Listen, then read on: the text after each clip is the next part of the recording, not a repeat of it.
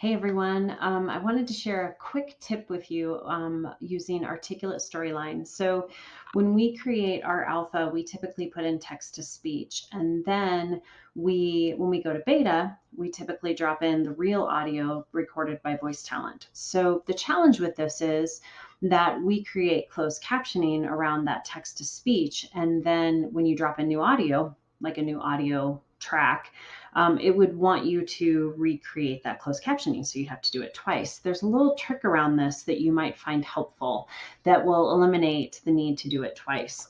So as you can see here, I have a slide with a bit of some text.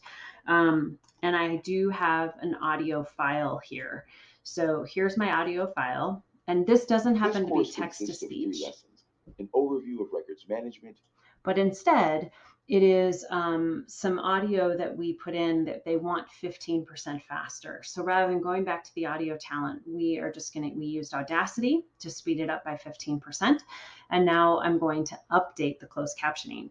So what I could do is I could go to insert and I could go to audio and I could insert that new track. So if I insert the new updated track, it would insert it here, but you'll notice then I have to add the captions.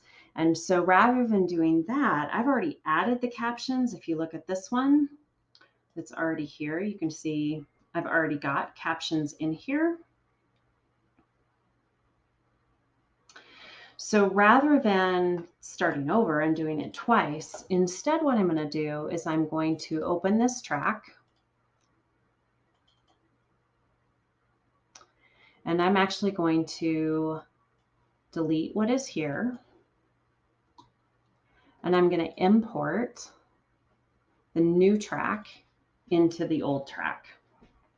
Now, occasionally this can get a little buggy. And if it does, then you might just have to do it twice. But this works probably 95% of the time. Occasionally I get a little static when I do this, but for the most part, it works very seamlessly. So I've got my track in here, my new track. It's 15% faster than the previous one. I'm going to save and close that. And now when I go into edit captions, all of my captions are on the new track, but now all I have to do is adjust them accordingly and then just clean them up a bit.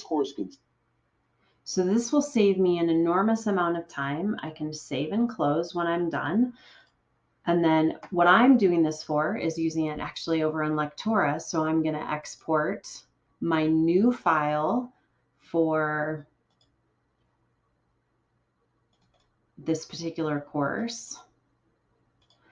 And now I've got an updated closed captioning file that I can then use in my other program. So it's a really quick way to overwrite existing audio without having to redo the closed captioning. So I hope you enjoyed this. I hope it's helpful. I hope it saves you a ton of time. It saves us a ton of time when our team uses this approach. So I hope it works for you as well.